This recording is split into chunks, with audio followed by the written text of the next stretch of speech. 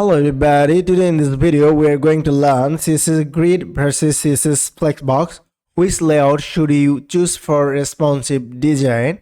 As you can see, I have created an image gallery using CSS Grid and CSS Flexbox without writing any single media query.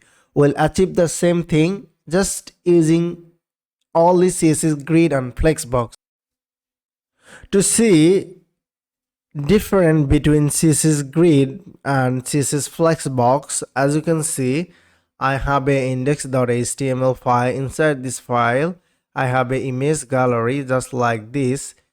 Here I have a div. Inside this container I have an item, image, h3 and p tag, and as you can see I have a div. I'll give the link or you just make yourself. And I have given style here, as you can see, just given the item style. As you can see, final style is like that, just like this, because I have given some style for my items. Background color, padding, text align center. If I just comment out, then as you can see, there we go. This is our style. Okay, let's add this style, and now we'll see the example, because right now it's not responsive, as you can see, guys. Okay, let's see. Using flex container, we have a flex container inside this. As you can see, image gallery using flexbox. We are using this flexbox style right now. In order to use flex container, what we have to do, we just need to add display flex, and then as you can see, if I add display flex, immediately all my content is trying to fit in one line in display flex. We all know that it is not responsive, as you can see, right? To make it responsive, what we can add flex wrap. Flex wrap going to be wrap. If I add here wrap, as you can see right now it's flex wrapping, but it's still not responsive. As you can see, it still has a lot of gap, but for big screen, as you can see, it is not responsive, not matching the width and height for the card to the height automatically. To do that, what we have to do, we just need to add here one more property, which is flex. We all know that there is a flex property. We can define here one, just like this. And if I define here one and trying to, let's see, as you can see, it's responsive. After adding one, it still has, as you can see. Let's add gap here. Gap going to be 60 pixel. So, but it still has issue. Okay, so we can add here just like this, flex wrap and flex 11, and we can add 200 pixel for auto.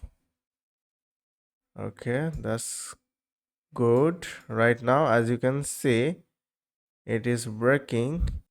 Instead of writing all three, we just write here flex.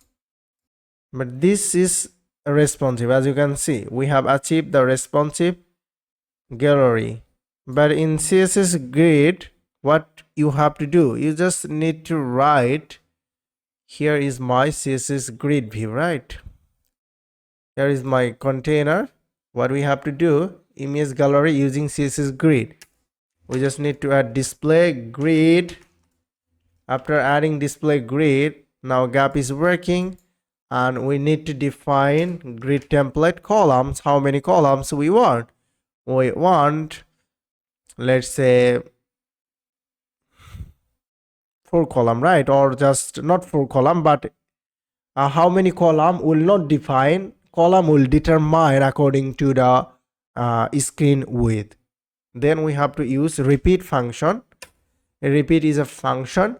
I have created a video about CSS Grid. I'll give the link on card, you can watch, then you'll be understand how easy. All right, we can say here auto fit a function, right? Instead of writing, let's add min max. Min max is a function. We can add here minimum width 200 pixel and one fr. Then if I save it, oops, nothing is working because we need to add here auto fit. Then it should be workable. As you can see right now, it is responsive and shrinking. For CSS Grid, you just need to add this one line code and it does everything. And CSS Flexbox, you need to write display flex, flex wrap, and you need to define the flex basis, flex string, and flex grow just like this. In CSS Flexbox, you need to write too many code to achieve the same thing, but it still has issue for medium skin. As you can see, we need to still add media query to fix this issue. And CSS Grid, you can achieve just adding this line of code. So that's the thing you can